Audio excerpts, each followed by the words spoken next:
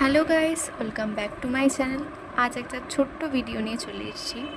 তার মধ্যে কিন্তু আমি অনেক গল্প করব তোমাদের সাথে।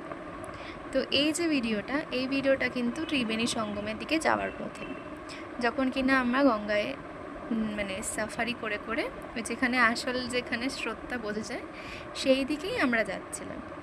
তো এখানে কিন্তু বোঝা যাবে না, কারণ এটা হচ্ছে গিয়ে গঙ্গা সম্ভবত, যদি ভুল না করি।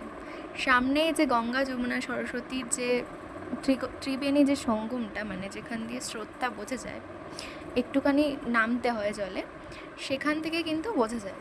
বেসিক্যালি একদম নিচে যায় সরস্বতী, আর তার উপরে যায় যমুনা, তার উপরে যায় গঙ্গা। তিনটে স্রোত কিন্তু বোঝা যায়। তো এই যে 2021 সালে আমরা গেছিলাম, তখন কিন্তু আমরা বারাণসী, তারপর প্রয়াগরাজ করেছিলাম। প্রয়াগরাজে অনেক দেখার জায়গা আছে, সেগুলো দর্শন করে তারপর কিন্তু আমরা এখানে এসেছিলাম এই সঙ্গমে। তারপর আমরা গেছিলাম অযোধ্যা মন্দিরে। অযোধ্যা মন্দির তখনও তৈরি হয়নি, তখন ওই পুজো আচ্চাগুলো হতো, মানে ভিত্তি পুজোগুলো ওগুলো হতো। তো সেখান থেকে তারপর আমরা ব্যাক করেছিলাম।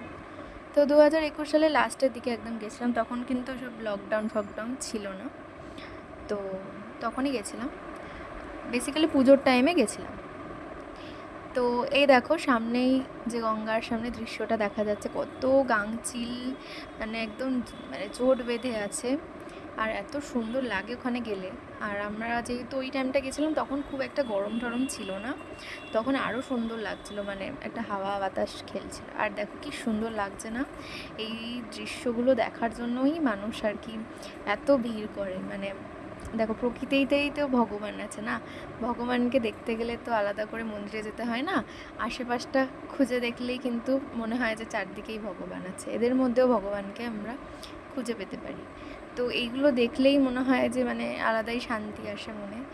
তো দেখো আর কি সুন্দর, মানে মানে এই কাকুটাও আমাদেরকে নিয়ে যাচ্ছিল, মানে একটু স্লো ড্রাইভিং, মানে স্লো করছিল, যাতে আমরা প্রত্যেকটা জিনিস ভালোভাবে দেখতে পারি।